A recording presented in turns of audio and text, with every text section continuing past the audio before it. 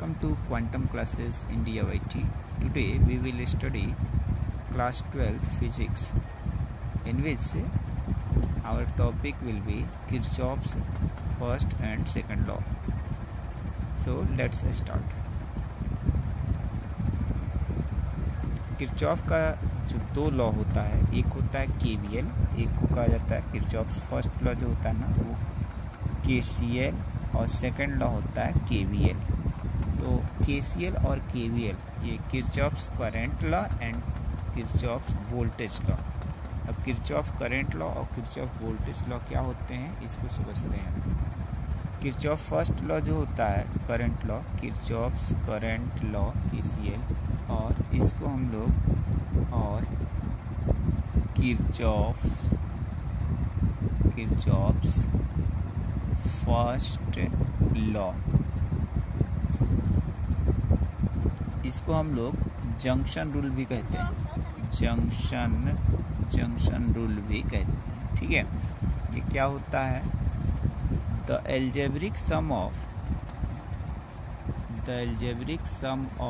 the currents meeting at any junction in the circuit is zero. Once again, the algebraic sum of the currents meeting at any junction in the circuit is zero. That is sigma I equal to 0.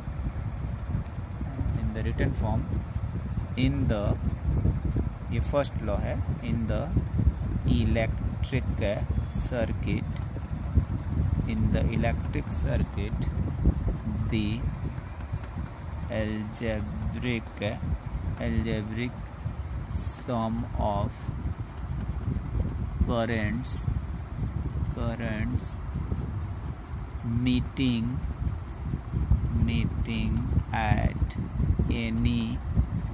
at any point or junction is zero. That is sigma I equal to 0. ये चीज होता है, sigma आई हमारा क्या हो जाता है? 0 हो जाता है. सपोज करिए एक कोई हमारे पास पॉइंट है O. इस पॉइंट पर कुछ करंट्स यहाँ से आ भी रही हैं और कुछ यहाँ से जा रही हैं, यानी कुछ इनकमिंग करंट्स है, कुछ आउटगोइंग करंट्स है. यहाँ पे सपोज करते हैं ये I1, I2, I3, I4, I5, इस तरह से हमारे पास इस O पॉइंट पर इतने सारे करंट है. ठीक है, वो हमारा एक जंक्शन हो गया. जंक्शन कहने का मतलब जहाँ से ओरिजिनेट भी होगा और यहाँ से टर्मिनेट भी होगा. तो इस तरह से O पॉइंट हमारा जंक्शन हो गया. अब इस जंक्शन से जो इनकमिंग करंट्स होते हैं, इसका कुछ रूल होता है. इनकमिंग करंट्स को हम लोग पॉजिटिव साइन के साथ लिखते हैं, और जंक्शन से जो दूर जाने वाले करंट होते हैं यानी आउटगोइंग करंट्स, उसको हम लोग नेगेटिव साइन के साथ लिखते हैं. तो अब यहाँ देखते हैं इनकमिंग करंट्स कौन कौन से हैं. I1 हमारा इनकमिंग करंट्स है, तो I1 प्लस का रह जाएगा, और प्लस I2 हो गया माइनस का, और प्लस I3 भी माइनस का, प्लस एल्जेब्रिक सम का मतलब ये है कि हम इसमें क्या कहते हैं, बस सिंपली प्लस कर देना है, और प्लस I5 इनकमिंग करंट्स हैं तो प्लस का ही रहेगा, equal to 0.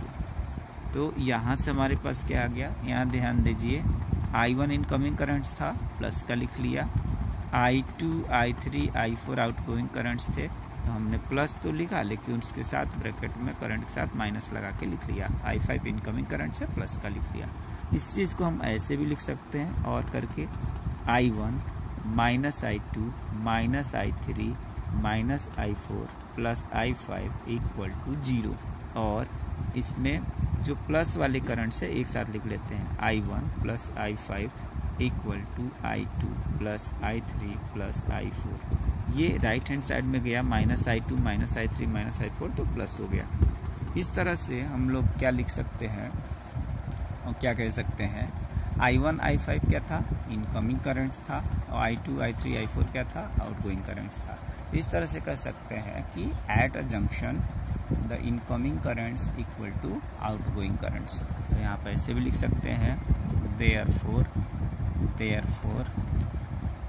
Incoming currents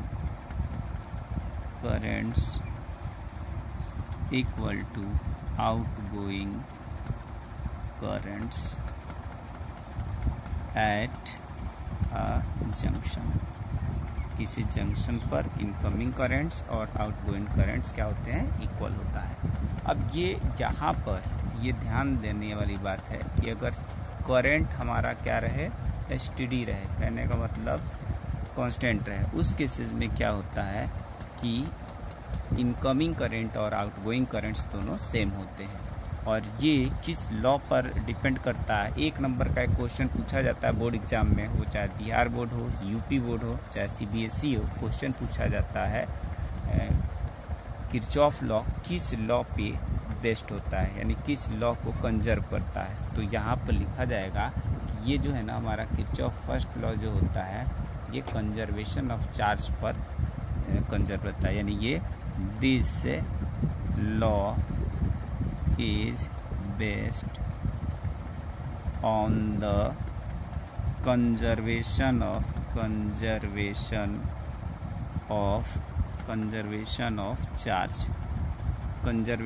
charge पे बेस होता है। यानी कि हिंदी मीडियम में बोले तो ये आवेश संरक्षण के सिद्धांत पर आधारित है। ठीक है, किरचॉफ का पहला नियम आवेश संरक्षण के सिद्धांत पे आधारित है। किरचॉफ का हिंदी में इसको हम लॉ बोलेंगे, हिंदी में इसका नियम बोलेंगे तो ये कहेंगे कि किसी संधि पर मिलने वाली समस्त धाराओं का बीजगणितीय योग शून्य होता है।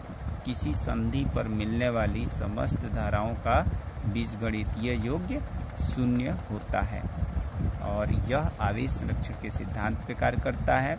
संधि की ओर आने वाली सभी धाराओं को पॉजिटिव और संधि से दूर जाने वाली धाराओं को निगेटिव लिया जाता है।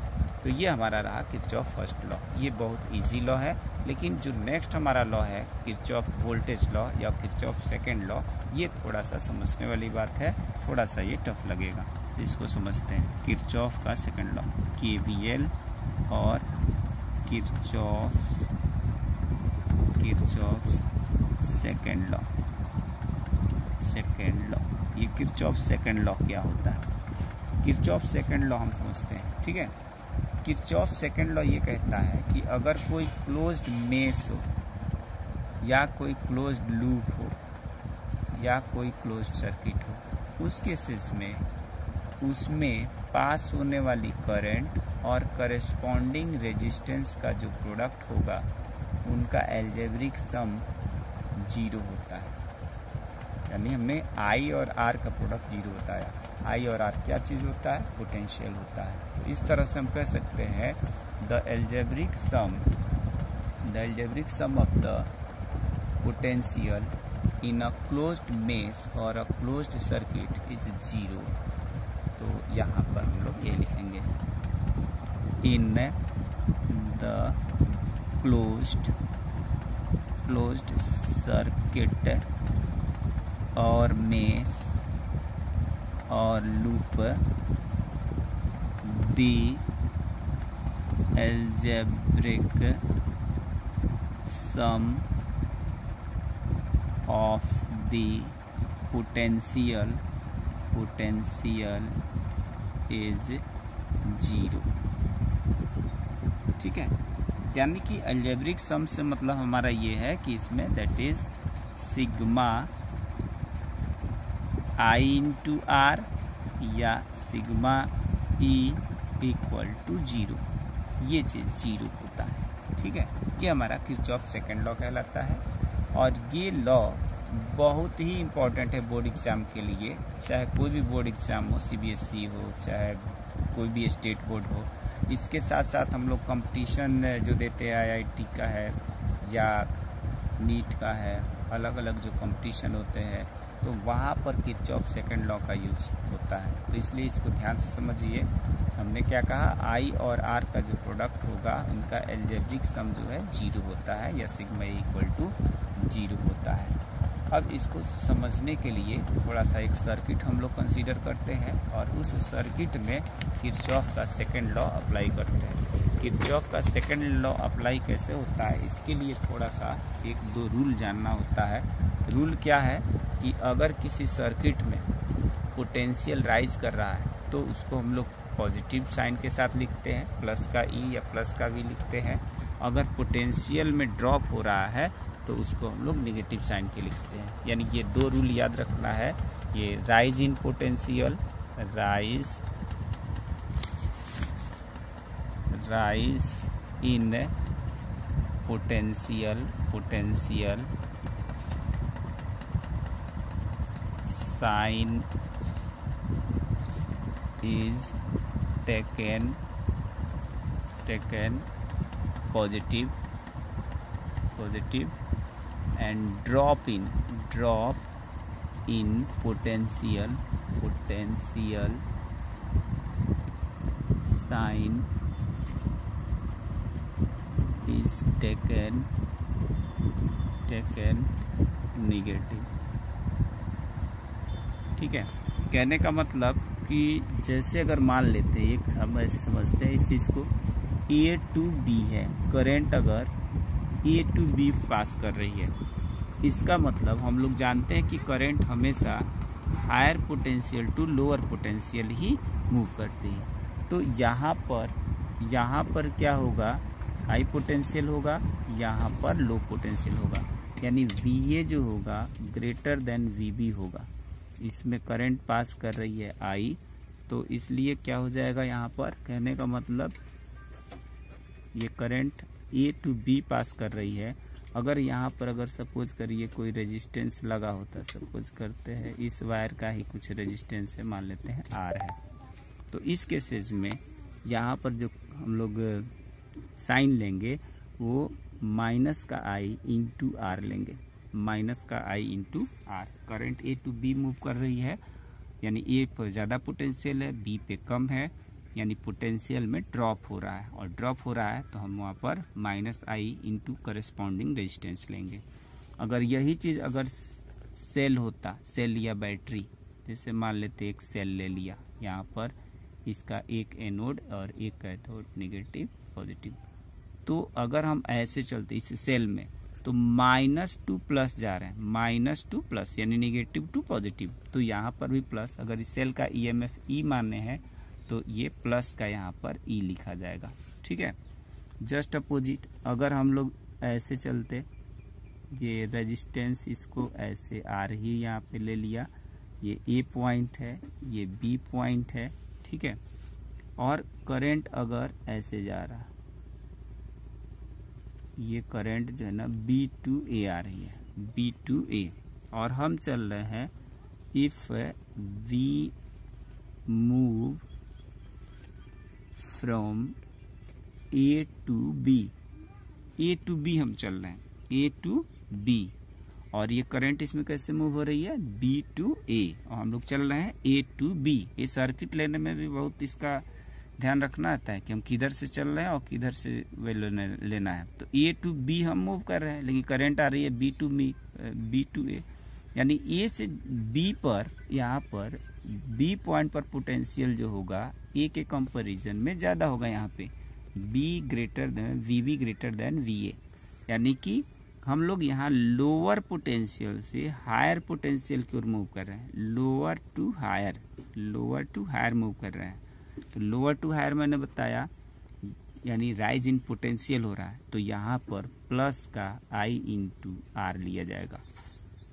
इसी तरीके से अगर कहीं अगर सेल में ये प्लस का है, ये प्लस है और ये माइनस है, तो इसमें क्या है, ये पॉजिटिव, ये है नेगेटिव, यानी प्लस से माइनस जा रहे हैं, तो यहाँ क्या हो रहा है, ड्रॉप इन पोटेंशियल, तो माइनस का E लिखा जाएगा। अगर इस सेल का EMF E है तो अगर V होगा तो हम माइनस का V लिखेंगे, अगर कहीं 2 वोल्ट दिया है तो माइनस का 2 वोल्ट लिखेंगे। तो ये किरचॉफ का सेकंड लॉ अगर किसी सर्किट में अप्लाई करना है तो उसके लगाने का तरीका है। दूसरा चीज़ कि किरचॉफ लॉ जो है ये किस लॉ पर बेस्ड है, तो इसको हम लोग ये जो है ना law of conservation of energy, यानी कि ये ऊर्जा संरक्षण के सिद्धांत पर कार्य करता है। ठीक है, law of conservation of energy, Kirchhoff second law based on the law of conservation of energy. जबकि फर्स्ट लॉ क्या था, वो law of conservation of charge, वो आवेश संरक्षण के सिद्धांत पर आधारित था और ये ऊर्जा संरक्षण के सिद्धांत पर आधारित है। अब एक सर्किट ले करके इसको थोड़ा सा एक्सप्लेन करते हैं, फिर नेक्स्ट वीडियो में हम लोग न्यूमेरिकल्स इसका पढ़ेंगे। जैसे यहाँ पर एक सर्किट बनाते हैं, ये मान लेते हैं यहाँ पे 2 सेल लगा लिया, ये है E1, इसको E2 मान लिया, इसमें रेजिस्टेंस R1 ले लिया, यहाँ पे रेजिस्टेंस R2 ले लिया। ठीक है, और इनको जो है ना कनेक्ट कर दिया आपस में यहाँ पे, और एक तीसरा रेजिस्टेंस यहाँ पर, एक इन तीनों से बाहर एक तीसरा रेजिस्टेंस यहाँ R3 भी ले लिया और इन सबको ज्वाइन कर दिया। ठीक है, और यहाँ पर अब हमारे पास सर्किट क्या आ गया, इसमें इस सर्किट का भी कुछ नाम दे देते हैं। इसका नाम मान लेते हैं, हमने दे दिया A B C D E F, इस टाइप से नाम दे दिया। ठीक है, तो अब ऐसा नाम दे दिया। अब करंट ये E1 सेल हमारा जो है ना, इसका ये माइनस, ये प्लस का प्लेट है। करंट इससे भी चलेगी, इसका नाम देते हैं, मान लेते हैं I1। इससे भी करंट चलेगी माइनस से प्लस की ओर, इसका नाम दे देते हैं I2। ये दोनों करंट यहाँ पर आकर के मीट करेगी C पॉइंट पर, यानी यहाँ पर जब मीट करेगी तो यहाँ पर टोटल करंट हो जाएगा, ये किरचॉफ के सेकेंड लॉ के हिसाब से, इधर इनकमिंग करंट से I1 और I2 एट पॉइंट C, और यहाँ से आउटगोइंग करंट क्या होगा, इन दोनों का सम ही होगा। तो यहाँ से जाने वाली, यानी इसमें जो करंट पास करेगी उसमें I1 प्लस I2 का सम पास करेगी, और ये इस तरह से फिर यहाँ पर ये करंट जाएगी, इसमें I2 ही चली जाएगी और इसमें I1 चली जाएगी। अब यहाँ पर हम लोग क्या देख रहे हैं, यहाँ पर हम लोग पास दो, वैसे तो हम 3 ले सकते हैं, लेकिन 2 क्लोज्ड लूप बन रहा है। एक क्लोज्ड लूप मान लेते हैं, इसको मान लेते हैं, और दूसरा क्लोज्ड लूप ये मान लेते हैं। ठीक है, 1 2 से दिक्कत अगर आ रही है तो हम इसको ऐसे भी लिख सकते हैं, closed loop A B C D A, यानी A से स्टार्ट करेंगे तो A पे ही चलेंगे, अगर B से स्टार्ट करेंगे तो B C D A B, यानी जिस पॉइंट से चलेंगे फिर वहीं से चलेंगे, तब जाके लूप बनेगा। तो अब इसका जरा हम अभी जो किरचॉफ का सेकंड लॉ बताया उसमें देखते हैं। अब यहाँ पर हम क्लोज्ड लूप किसमें, A B C D A, इसमें हम यूज करते हैं। तो देखो A से B चल रहा है, तो यहाँ पर हमारे पास A से B चल रहा है, तो रेजिस्टेंस है R1, और इसमें करंट क्या है, करंट है I1। करंट A से B की ओर मूव कर रही है, तो हम लोग उसी डायरेक्शन में चल रहे हैं, यानी A पे पोटेंशियल ज्यादा होगी तो अभी करंट A की ओर से मूव कर रही है, तो A से B की ओर मूव कर रहे हैं, तो A पे हायर पोटेंशियल है और B पे लोअर पोटेंशियल है। तो A से जब B जा रहे हैं, यानी हम लोग हायर टू लोअर जा रहे हैं, यानी कि डिक्रीज इन पोटेंशियल हो रहा है। तो क्या लिखेंगे, मैं बोलता डिक्रीज इन पोटेंशियल के लिए माइनस का ये I1 इंटू करेस्पॉन्डिंग रेजिस्टेंस यानी R1। अब आते हैं इधर सेल के पास, ये माइनस E है और ये प्लस का है, तो माइनस टू प्लस यानी निगेटिव टू पॉजिटिव, यानी पोटेंशियल राइज कर रहा है, तो प्लस का E1। ठीक है, AB में तो हो गया, AB में तो यही 2 था। अब चलते हैं B से C। B से C में कोई भी रेजिस्टेंस नहीं है, तो उसको हम लोग वैसे ही रहने देंगे। नेक्स्ट चलते हैं C से D में, तो C से D में चल रहे हैं, तो यहाँ पर एक सेल लगा हुआ है, तो ये E2। अब ये प्लस से माइनस यानी पोटेंशियल क्या करेगा, डिक्रीज की इंक्रीज, डिक्रीज करेगा, क्योंकि प्लस से माइनस की ओर बढ़ रहा है, तो डिक्रीज कर रहा है, तो हम यहाँ पे माइनस का E2 लिखेंगे। ठीक है, फिर करंट आ रही है R2 में D से C की ओर, इधर से आ रही है, इसका मतलब, और हम लोग मूव कैसे कर रहे हैं, हमारा जो circuit A B C D, हम लोग C से D की ओर मूव कर रहे हैं, तो C से D चल रहे हैं, तो इसका मतलब कि हम लोग राइज इन पोटेंशियल, यानी C से D, यानी D पे हायर पोटेंशियल, C पे लोअर है, यानी C से D चल रहे हैं, हायर पोटेंशियल की ओर मूव कर रहे हैं। हम लोग उधर चल रहे हैं जिधर से करंट आ रही है, यानी उधर ज्यादा पोटेंशियल है। पानी किधर से बहता है, हाई स्लोप से लो स्लोप की ओर। तो वैसे ही ये क्या है, डी पे ज़्यादा पोटेंशियल है, सी पे कम है। तो हम लोग लोअर टू हायर चल रहे हैं, तो यहाँ पे यानी राइज इन पोटेंशियल। तो प्लस का यहाँ पर क्या लिख देंगे, I2 इंटू R2। इसके अलावा अब ये डी से चल रहे हैं तो कोई रेजिस्टेंस नहीं है, तो इक्वल टू यहाँ पर हम लिख देंगे इक्वल टू करके 0। फिर से ध्यान दीजिए, ए टू बी चल रहे हैं तो यहाँ पर I1 इंटू R1। अब ए पे ज़्यादा पोटेंशियल है, बी पे कम है, तो यानी कि हायर टू लोअर जा रहे हैं, तो निगेटिव का यहाँ पे I1 R1 प्लस दूसरा ये सेल लगा है, इस सेल में -2 प्लस चल रहे हैं, यानी राइज इन पोटेंशियल हो रहा है, तो प्लस का E1 लिखा है यहाँ पे, प्लस का E1 प्लस E1। फिर इधर आए बी से सी में कुछ है ही नहीं, तो वहाँ पर हम रेजिस्टेंस देंगे। अब C2 D चल रहे हैं, तो यहाँ पर पॉजिटिव प्लेट है, यहाँ निगेटिव प्लेट है, तो यहाँ पे प्लस टू माइनस, यानी प्लस से माइनस चल रहे हैं, यानी कि पोटेंशियल डिक्रीज करा, तो -C2। फिर R2 इंटू I2 लेंगे, तो हम C टू D मूव कर रहे हैं ना, लेकिन करंट तो D टू C आ रही है, यानी हम लोग लोअर से हायर मूव कर रहे हैं, लोअर से हायर C टू D जा रहे हैं, यानी लोअर पोटेंशियल से हायर पोटेंशियल, तो प्लस का I2 R2 और इक्वल टू 0। ये हमारा किरचॉफ सेकेंड लॉ है।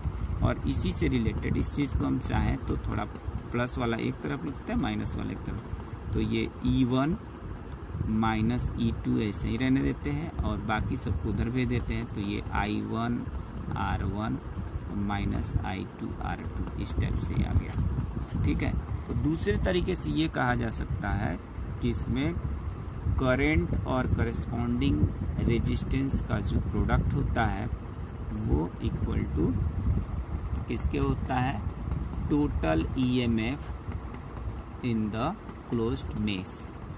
ठीक है, तो इस तरह से होता है। ये किरचॉफ का सेकंड लॉ है, ये लॉ ऑफ कंजर्वेशन पे बेस्ड होता है, मोस्ट इम्पॉर्टेंट है। इससे रिलेटेड हम लोग नेक्स्ट वीडियो में न्यूमेरिकल करेंगे। ये रूल याद रखिए, राइज इन पोटेंशियल में साइन पॉजिटिव लिया जाता है, ड्रॉप इन पोटेंशियल में साइन निगेटिव लिया जाता है। और इसी से रिलेटेड हम लोग क्वेश्चन नेक्स्ट करने जा रहे हैं, आप ध्यान से इसको पढ़िए। और हमारा अगर चैनल पसंद आता है तो लाइक और सब्सक्राइब ज़रूर करिए, शेयर भी कीजिए। धन्यवाद।